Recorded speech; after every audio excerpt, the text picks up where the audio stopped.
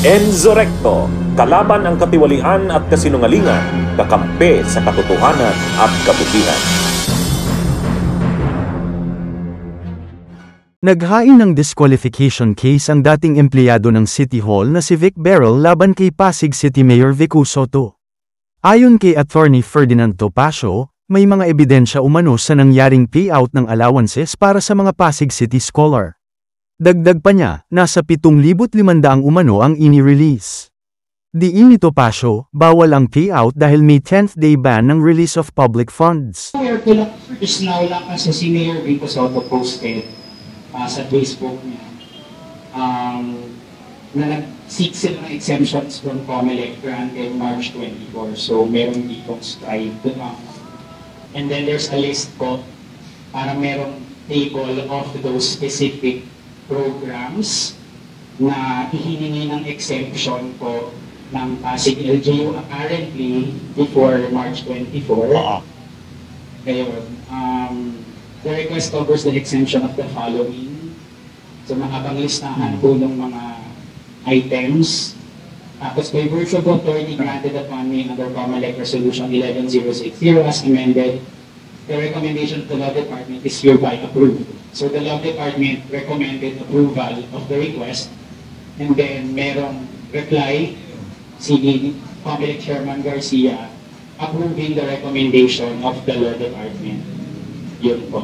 Okay, so that should be a matter of defense. I-erase niya kung gano'n. And tingnan natin if that exemption is also a valid exemption.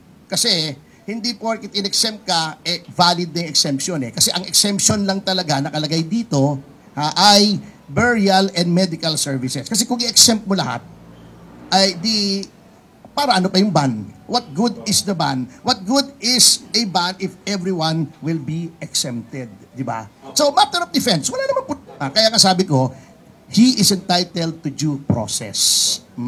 Were you aware po na Alin? nag-submit sila ng request for these exemptions? Hindi kami aware, but we are banking on the general provisions of the law na ang exempt lang talaga ay burial and medical expenses. Kaya nga, may proseso tayo.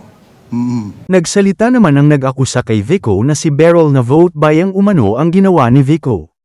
Ayon naman sa iba, ito umano'y tao ni Diskaya na kalaban ni Vico sa pagka-mayor sa Pasig. Kaya hindi po ako makapapayag na ang darating na eleksyon natin sa Lunes, maaapektuhan ng ginawa niyo ng illegal na pamamahagi ng cash allowance para po sa mga estudyante.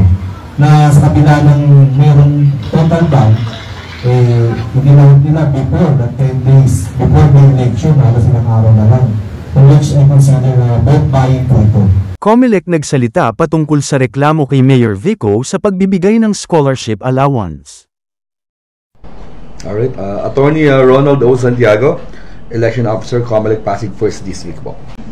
Attorney, tanong ko lang po, dito po ba nag-file ng DQ case laban kay Mayor Vico and ano po yung naging proseso? I see. Well, kahapon, around 5 o'clock, may nagpunta po rito na si Mr. Baral, okay? Allegedly, siya po ay isang dating kawani ng gobyerno at siya po ay gusto mag-file ng complaint for disqualification. So, ang una ko lang naman po chine-check dyan, kung verified. Okay po? When you say verified, dapat po under oath. At tinanong ko po siya kung ano po yung mga ebidensya na meron po siya. So, pinakita niya po sa akin yung kanyang hawak po na complaint, which appeared to be complete and sufficient both in form and substance. So, pinaliwanag po sa kanya na based po sa COMELEC Resolution na number 1104, so maaari po siya mag-file either sa office po ng Prosecutor's Office or pwede po na mag-file po siya directly sa Commission on Elections through our office, and i-endorse po natin siya properly sa ating regional office, sa COMELEC NCR, and sa Law Department po, which I did yesterday po. Tony, may exception po ba mula sa COMELEC ang ginawang distribution ng student allowance sa City Hall nitong May 6 to 8? I have no personal knowledge, to be honest, but since pumutok po yung balita po na yan, nakita ko po yung mahabang pila po sa tanghalang Pasigueño. So marami pong nagpunta sa opisina, tumawag, and I only answered them, check COMELEC Resolution number 11104, which pertains to vote buying, vote selling, and abuse of state resources. With that, valid po ba yung COMELEC exemption kahit absolute ban within 10 days po yung paggamit ng bodo ng LGU? I cannot give you a categorical answer because I have yet to see the alleged exemption. But again, standard po yung aking sagot sa mga nagtatanong. Now we have a COMELEC Resolution number 11104 pertaining to vote buying, vote selling, and even those abuse of state resources. Hindi ako pwede makapagsalita ng categorical because I might be deputized to prosecute. So ayoko po magkaroon ng conflict of interest. In fact, nung nagpunta po rito yung complainant, I did not read the entire petition. Ang chinek ko lang po kung verified or notarized at naka-attach po yung mga ebidensya. And isa po sa inassure niya po sa akin na prior to the filing ay nasenda niya na raw po ng copy yung respondent. And para wala po tayong any sort of conflict of interest or bias, so I just endorse it properly immediately after he filed it. So I endorse it to our regional office, and I also sent email to both the regional office and the law department kasi sa law department po siya i-docket. Ano po ba yung susunod na mangyayari dito? Yung posibleng move ni Mayor, even pag nanalo siya and may nakasampang DQ, ano pong mangyayari? Well, pursuant po sa rules, nakalagay naman po dun yung proseso. So, hindi naman po porkit may nag-file po sa kanya, disqualified na po siya. So, we still have to observe yung due process. I have no idea kung na-docket na po properly yung complaint or petition po na to. After po ma-receive po kasi yan ng law department under the rules, so idadakit po siya and then bibigyan po ng period si respondent to answer po yung mga allegations po based po sa complaint at saka petition. Lastly po, mix po ba yung dagdag and I see. Well, I hope na excited po tayo sa nalalapit po na May 12, pero more than that, so tomorrow is a Mother's Day. Sana huwag tayo masyado mag-invest sa eleksyon.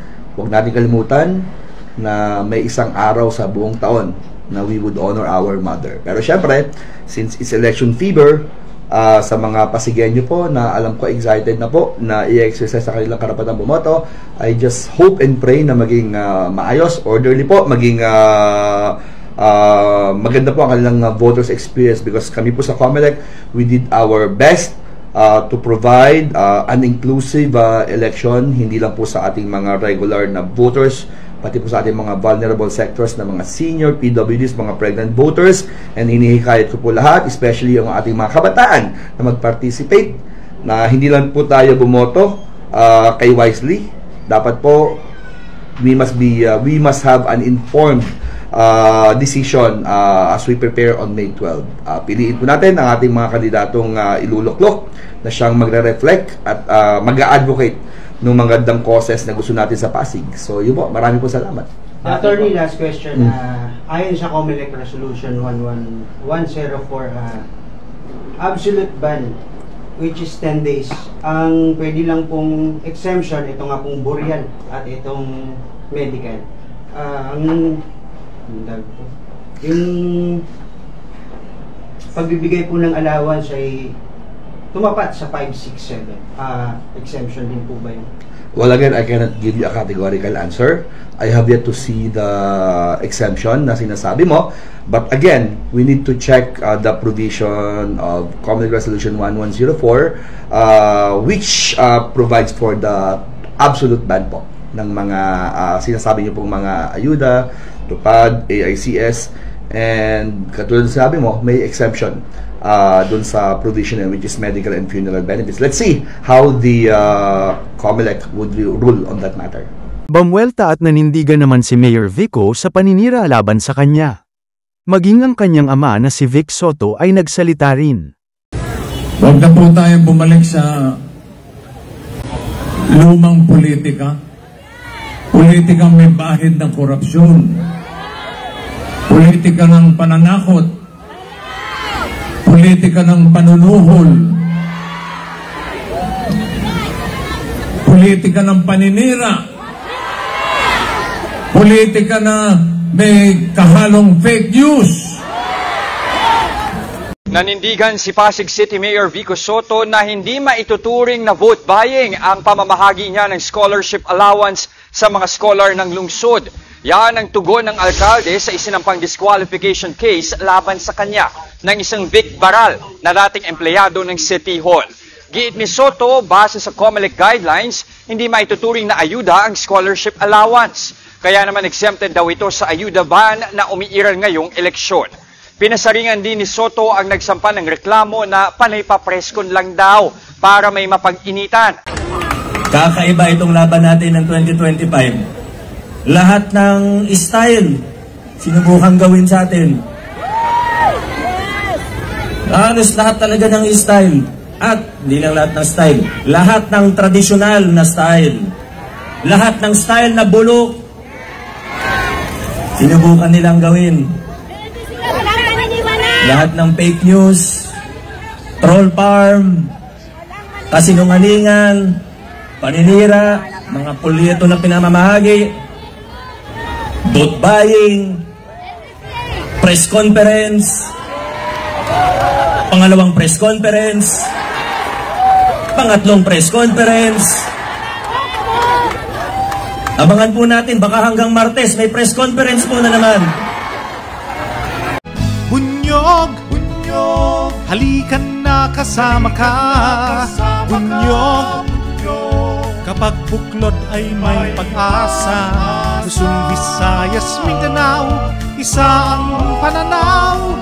Sa bagong Pilipinas ang bunyog isisigaw.